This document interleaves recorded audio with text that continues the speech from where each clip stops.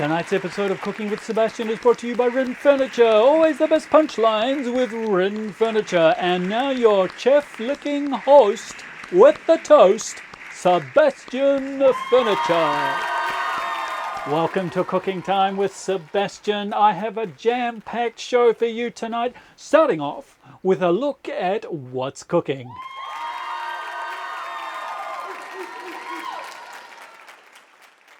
Okay, give me a couple of minutes.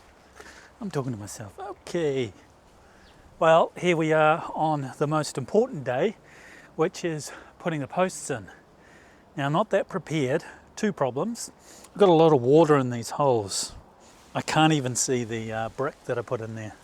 That's the water in that hole, and that's the water in that hole. Get rid of the water somehow. Bucket. Secondly, I didn't really think about this, but I need width to put in some stakes to hold up some supports. So I'm going to have to move a bit of this bark. Ha! That and more coming up this morning, but I think I might start you off with a bit of an entree. So the first thing I'm going to do is I'm going to make some stakes, then start dropping this concrete in. Bit anxious, to be perfectly honest. I've done concreting before, but not quite like this. Good luck, Sebastian. Okay, because today is so special, no, and just no, I'm pouring concrete. No need to celebrate. I've got two other cameras here. I've got a iPhone 6 or something with a really terrible rain cover on it, and it's like a plastic bag with a pull string. Again, not special. GoPro 7, plus I've got this, I've got my monitor here with its wonderful low, I lost the words, it's anti-reflective coating, which actually works really well. I'm so glad that I got it. So the first thing we've got to do is make some spikes, some stakes.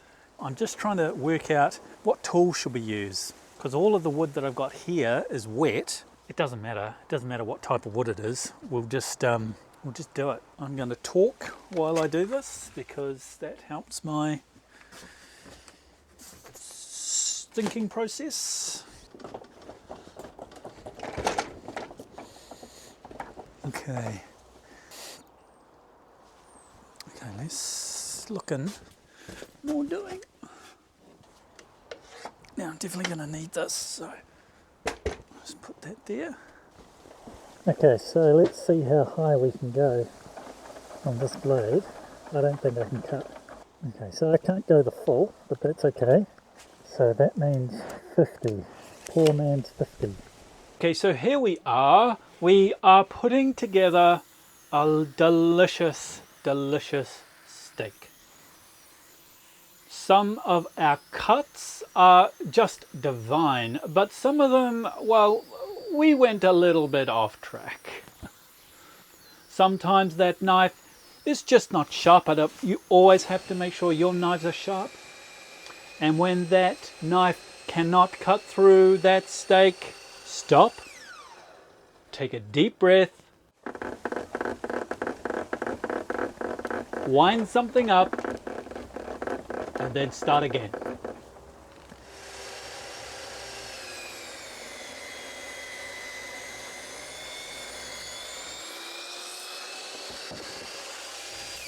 And there you go. I think it's time for the apron.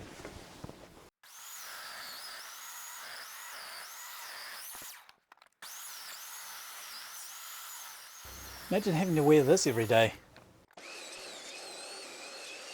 So sometimes when you are trying to make the perfect steak, cooking it just to perfection, you want to make sure you measure as often as you can, but don't go too far. Sometimes when you're cutting, it can be just too unsafe. Be careful. Be very, very careful.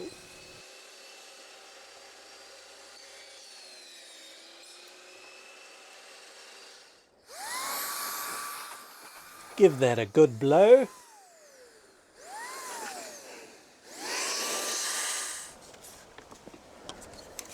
It's always important to clean as you go. This is a good example. I keep my workspace clean at all times. Not a speck. Now, for some reason, when I was cooking this meal, I decided to go outside and then come inside and then go back outside again, and I had something to eat. A delicious cookie. This could be like 2 hours long. Okay, we've sawed all of the vampire steaks. We're going to stick these in the ground, attach something to it. That's for support of the posts.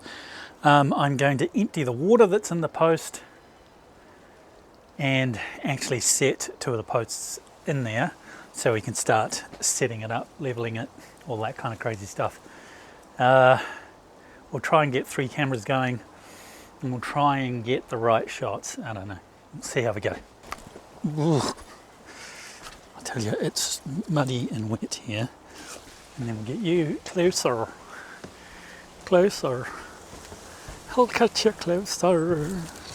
You end up talking to yourself when you're gonna slip in the mud. Slip in the mud, slip in the mud. The rich and creamy flavors of our water removing, made with a blend of tangy dirt, savory wood, and a hint of garlic. I need gloves. I need the waterproof gloves. I've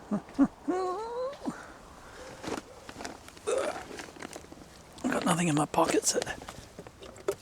Oh, well, there's a lot of water here. But we're going to be putting in a brick. This way. Oh, this is even more. I think these are 1.25. Nearly, yeah, that's a litre, so there's about 10 litres in each hole. Which tells me that maybe I don't have enough concrete.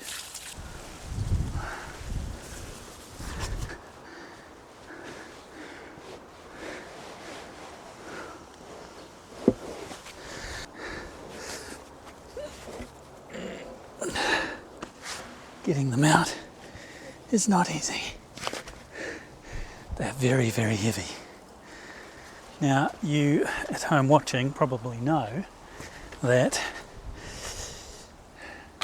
or maybe you don't know, when you are putting concrete into wood, this is one of the trickiest parts of the whole process. You want to make sure that you do not get concrete into wood. Maybe you want to put the wood into the concrete. Concrete's porous, so it allows for water to go in through it using capillary action. When you put concrete at the base of the post and there's nothing between the end of the post and the concrete, water will pull up to the bottom of the post and then start making its way up, and it'll get to a certain point where it won't go any further, and then it'll stay there and rot, and then you have a bad thing. You do not want a bad thing. So by putting some protection barrier, which is in this case damp-proof course, it means that that situation won't happen. It's a barrier between the concrete and the wood. That's the idea. And that's what I've done there. Put some damp-proof course on there. Oh my God, this is heavy. Before I do that, I need to reset this brick.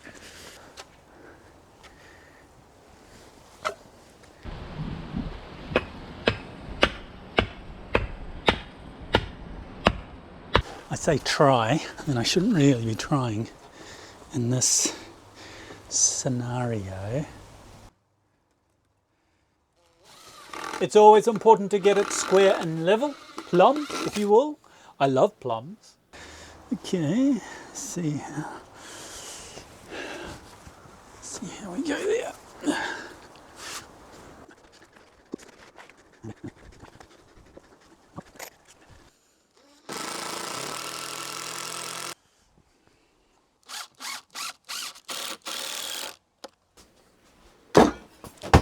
Ah!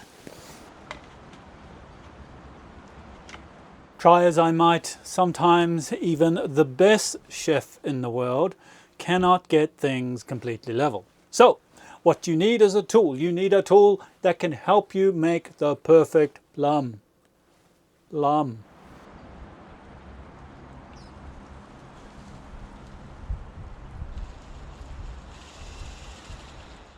Post leveler.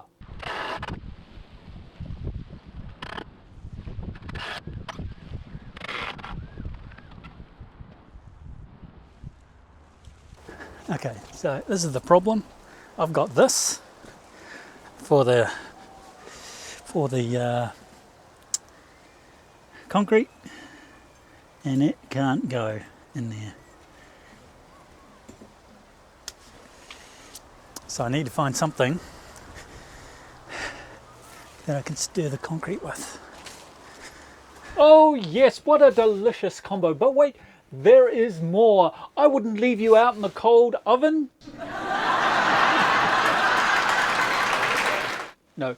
Now we are going to transport your taste buds to the Mediterranean with our wood-fired pizza featuring a blend of Cypriotic herbs and spices.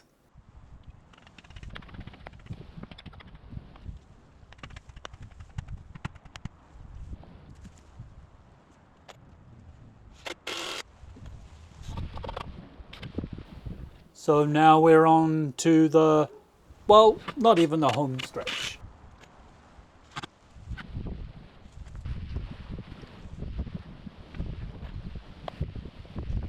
We basically need to lay out where we're cooking. We've got to make sure that when we set the poles in place, they are not going to move, because if they move, they'll come out of alignment.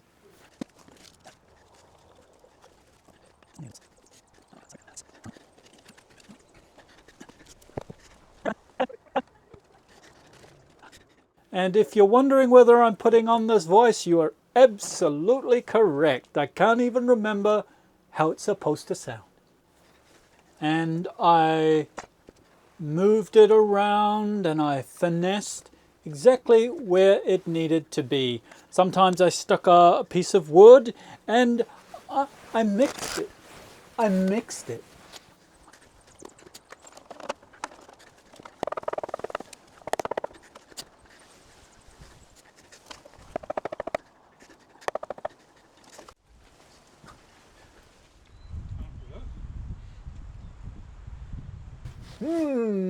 Bellissimo! Buon avenue! Arrivederci! We have been waiting for tonight's main dish, this succulent plate full of nutritious concrete with blended perfectly crisp and flavoured wood pie. It'll leave you craving for more.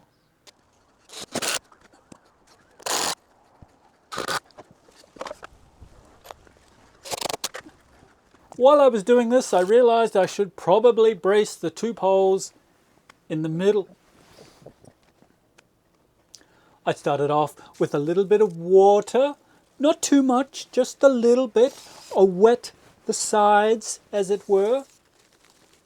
I then poured in a little bit of concrete and I mixed with my drill. And then I added more concrete. And I added more water. And then I added more concrete. And don't forget, always remember to eat. Eating is cooking and cooking is eating. Is it? Is it really?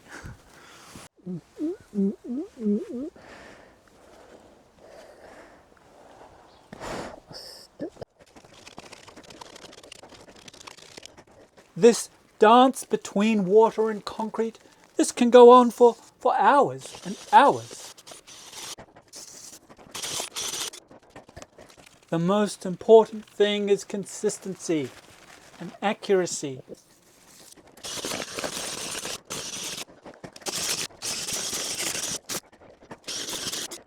Some of this is a joke and some of this isn't. Hopefully you follow along.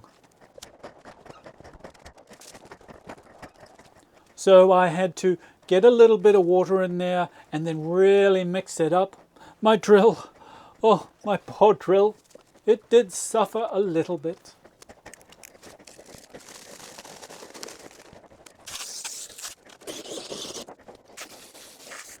My aim was 3 bags of concrete.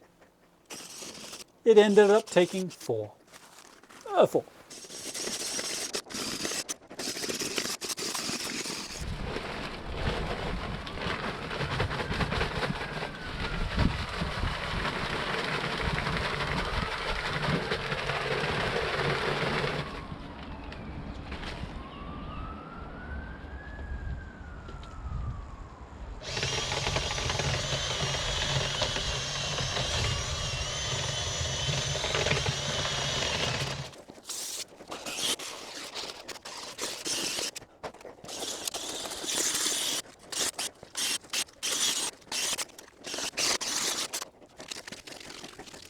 You can probably tell that I'm wearing full safety gear because when you're cooking with concrete, you do not want to breathe in the dust.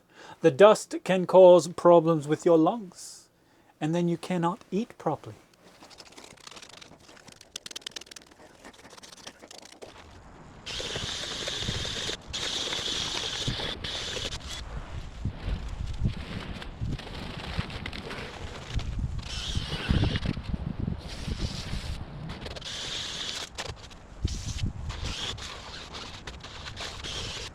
There are many things you can use to mix concrete with. A phone, perhaps, or a piece of metal, perhaps. But one of the most best things is, it's right here, is a drill and a wand. And the wand, well, the wand is somewhere else.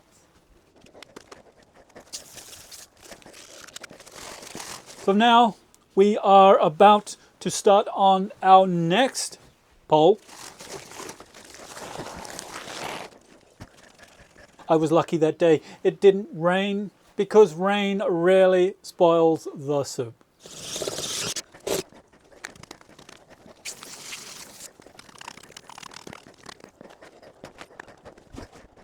You're kind of aiming for a pudding-like consistency. Not cereal, more wheaty oats. No, not wheaty oats. Chocolate pudding. Not mousse. A slop, perhaps.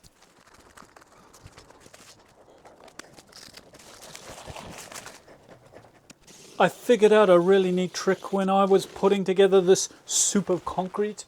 What I would do is I'd stack the bags up, and that means that I could pour these very heavy bags, 20 kgs mind you, pour it easily into the hole, mix it in with some water.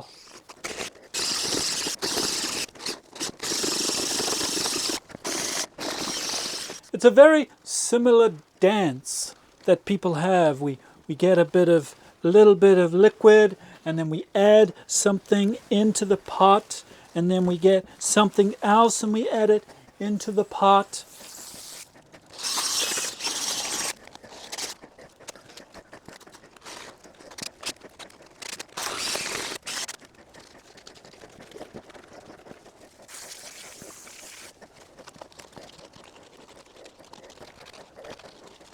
We mix and we to and we fro.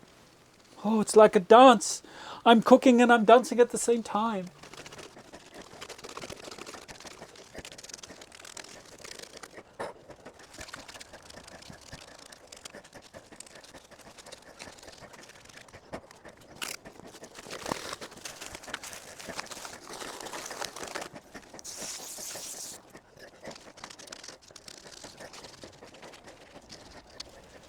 as we get to the top of the hole, it's really important to get that mixture right because you're putting in a lot more dry ingredients with wet ingredients. As we all know, when we put dry and wet ingredients together, we can have problems.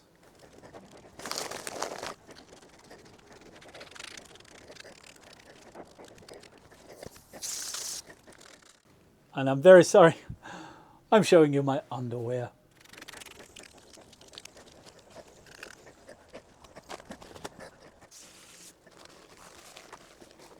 Having a good mixing stick is important, as I've said before, but also having strength, because it does actually take quite a bit of strength. Now, some people think that one way you can do it is spread some water in there, dump the whole entire bag, slowly though, and then slowly add water. I find that that's a little difficult to do when you're in such tight spaces. Maybe I should have made the hole bigger. I don't know.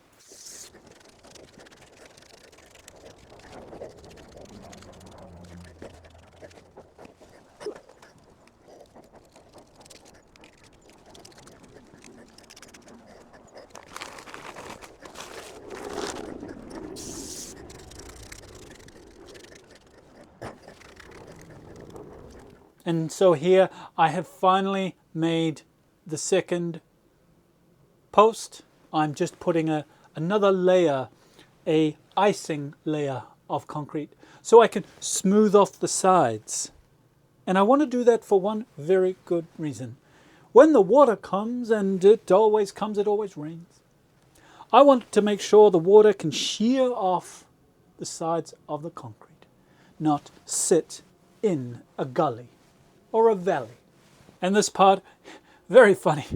I turn my microphone off while I'm cooking. Sometimes I need to be in the zone. But I was at the end, and I also took my microphone off. But I'm not really saying anything that I've not already said before. I do apologize if the character that I'm in is a bit too much. Even I'm getting a little sick of it. Well, thank you for bearing with me for today's episode. There was quite a lot of pomp and circumstance here, pomp and ceremony, and I had a lot of fun doing this. I got this really amazing outfit from a shop here in Auckland. It's in a place called Newmarket.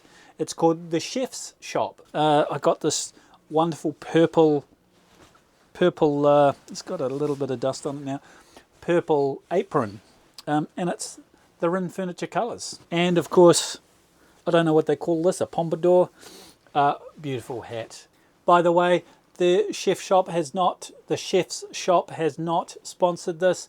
I just went in there and bought this uniform for this particular video. Wonderful people at the Chef's Shop in Newmarket here in Auckland. I don't think I'll be doing any more cooking tips. Just a warning here, all of the things that I said about eating any wood, concrete, anything else, please don't eat concrete. Please don't eat wood. They're not edible. So we will come back next week. The cooking show will thankfully finish its run today and it won't be repeated next week. I hope you have enjoyed this video. If you could give this video a bit of a like, a bit of a thumbs up, that would be greatly appreciated. And you could also subscribe, because why not, right? Well, there you have it. Another wonderful show, another wonderful meal. Please make sure you join us next week when we get up to some hoo-hoos.